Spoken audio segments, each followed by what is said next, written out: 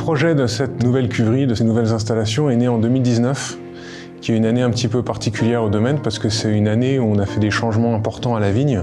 On est passé en bio et l'année suivante, en 2020, en biodynamie. Et donc, en lien avec ces évolutions, il nous a paru naturel et cohérent de prolonger tous ces efforts de culture dans nos caves avec des installations de vinification et d'élevage adaptées.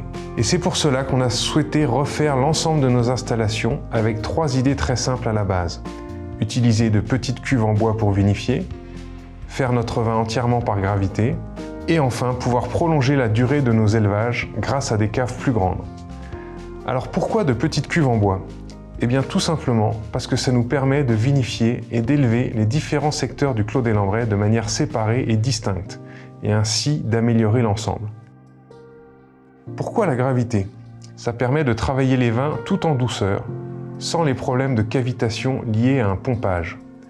Et donc à la fin, les vins présentent plus d'éclat. Mais ce n'est intéressant que si on utilise la gravité sur l'ensemble du process, c'est-à-dire depuis la grappe de raisin jusqu'à la bouteille finale.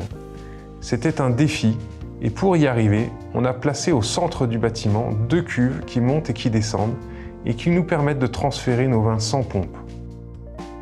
Et enfin, pourquoi plus de place en cave ? Pour pouvoir prolonger les élevages en fût aussi longtemps que c'est nécessaire, et donc gagner en précision dans les vins. Mais aussi pour pouvoir stocker nos bouteilles plus longtemps et les mettre sur le marché à leur optimum lorsqu'elles sont mûres. En plus de ces 3 idées fondatrices, on a aussi voulu prendre en compte 2 aspects importants. Le premier, c'est le respect de l'esprit des lieux. Les climats de Bourgogne sont classés au patrimoine mondial de l'UNESCO, et donc pour nous, c'était essentiel de créer un bâtiment qui respecte l'architecture de la Bourgogne, du village de Moret-Saint-Denis, et qui soit complètement intégré dans le paysage. Le deuxième aspect, c'est une logique écologique. C'est quelque chose qui nous tient beaucoup à cœur puisqu'on est en bio et en biodynamie dans les vignes. Dès la conception du projet, on a intégré cette réflexion écologique. Notre bâtiment a une inertie thermique exceptionnelle grâce à des murs qui font 70 cm d'épaisseur et une toiture isolée avec des panneaux de laine de bois qui eux-mêmes font 40 cm d'épaisseur. L'ensemble constitue donc un bâtiment avec une consommation énergétique très faible.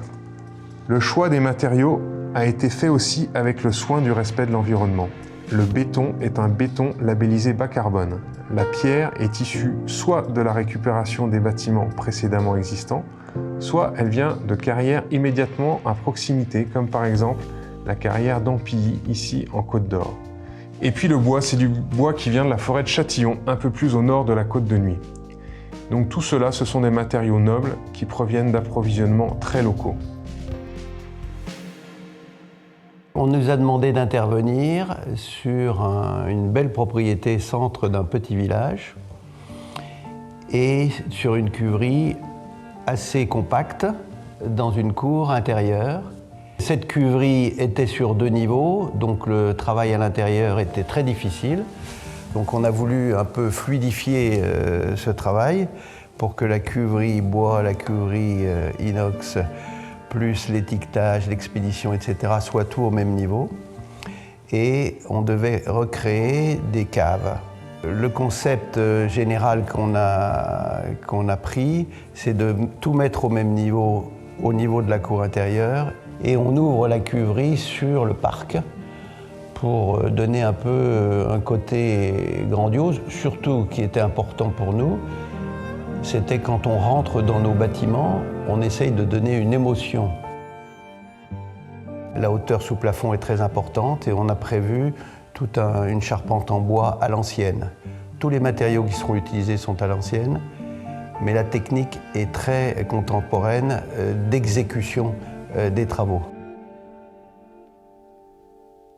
Ce chantier a été un véritable défi technique pour nos équipes, où on a allié à la fois technique ancestrale et technique moderne. Le premier défi technique d'ampleur, ça a été de terrasser les caves sur 900 m² de surface, sur 8 mètres de profondeur jusqu'à 11 mètres de profondeur ponctuellement. En plein cœur de village de Moret-Saint-Denis, avec des bâtiments en mitoyenneté, on a dû utiliser des techniques de minage, de sciage avec une haveuse. Ça, c'était vraiment le premier point crucial du planning. Deuxième défi, ça a été la réalisation de cette magnifique voûte en pierre. maçonnée de 10 mètres de largeur, 35 mètres de longueur, une voûte qui est en forme d'anse de panier. Ça a été un enjeu du planning sur le chemin critique qui a mobilisé jusqu'à 18 maçons en continu. Et enfin, cette belle charpente en chêne qui a été réalisée dans un atelier à Dijon de notre partenaire. Les bois ont été choisis en Syrie avec le client et l'architecte, transformés tout à la main, montés à blanc en atelier, démontés pour être transportés sur le chantier afin que tout se passe bien. L'ensemble de ce projet a été possible grâce à la mobilisation de l'ensemble de nos équipes qui ont un réel savoir-faire dans ce domaine. L'ensemble de nos partenaires, chacun à sa place et performant dans son domaine, ainsi que l'ensemble de nos fournisseurs sans qui le projet n'aurait pas été possible. Aujourd'hui, maintenant que les bâtiments sont remontés, qu'ils ont repris forme, on s'est intégré dans le paysage urbain qui était existant.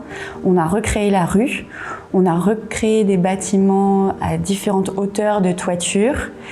Et maintenant, quand on va marcher dans la rue basse, on aura l'impression que ces bâtiments ont toujours été là. Et c'était un point très important que Jacques nous avait demandé, de recréer des façades, des éléments qui respectent l'architecture environnementale, que ce soit dans la cour, dans la rue ou du côté parc, comme si ça avait toujours été là et qu'on respecte l'architecture existante.